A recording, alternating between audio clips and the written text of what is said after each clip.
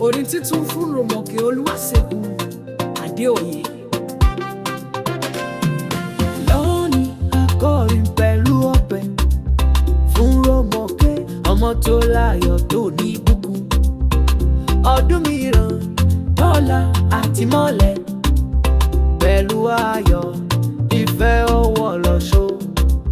Olúwaṣẹ́gun ọmọ ìfẹ́ Ọlọ́run, ìrìn àjò rẹ̀ sàn mọ́ ìnàrún.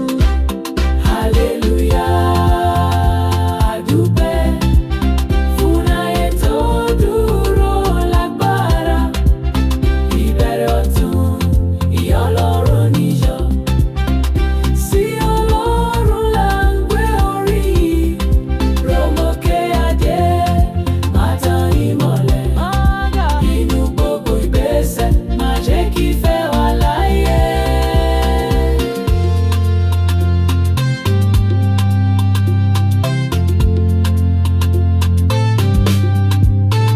Ó ti rí kọjá ọjọ́ títàn àti tòótọ́, ṣùgbọ́n ó dúró gan, ìmọ́lẹ̀ rẹ̀ ò ní